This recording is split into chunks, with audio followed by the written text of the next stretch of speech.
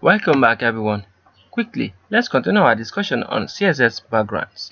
And right now, we'll be discussing about CSS background position from top to bottom and right to left. We want to use this to bring out something nice so we can be able to have something to work with.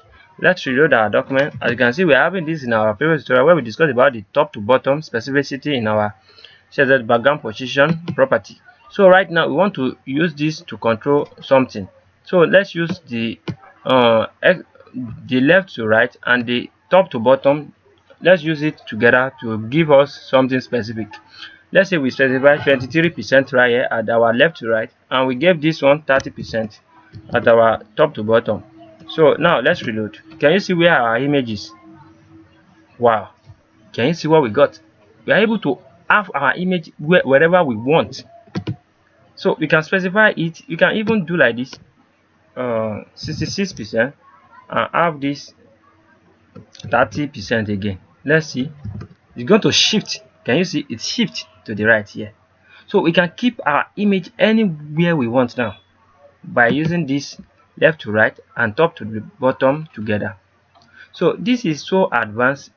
I'm just doing this for the people that have been following me from the start of this playlist, so you guys can have something to take home. Can you see this one is so nice? We're able to do anything with our document. Let me bring back to, let me give it 120 so you can see this. Can you see we can specify our element in anywhere we want now.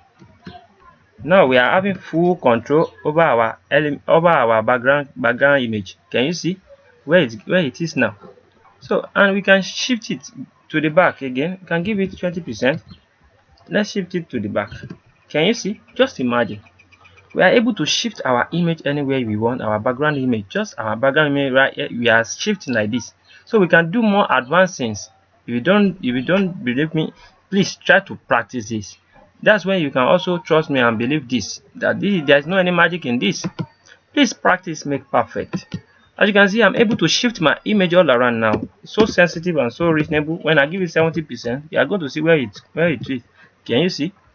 When I give it, let's say I give it 11%, okay, you are going to see where it is. Can you see? To be specific, just use this. This is so nice. Let me give this one 15%. When I give this one 15%, can you see where it is? So I'm shifting from the left to the right, from the right to the, so this one is shifting from the left to the right, and this second value is shifting me from the top to the bottom, just to be specific. That's what I want to show you guys. Anwar Akorede Ayofe is my name. Anwar Akorede Ayofe is my name. I wish to see you guys next time to our next tutorial. Have a great day. But before I go, if you have been following me so far to this level, I would say you should clap for yourself, because this is so advanced. Because we are coming to the from the beginner level to the advanced level, because we are still have a lot of more ways to go.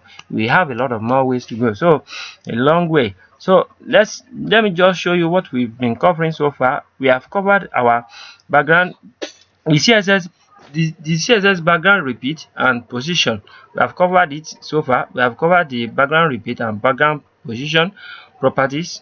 As you can see, the background position sets the starting point of the background image, while the background repeat sets how a background image will be repeated.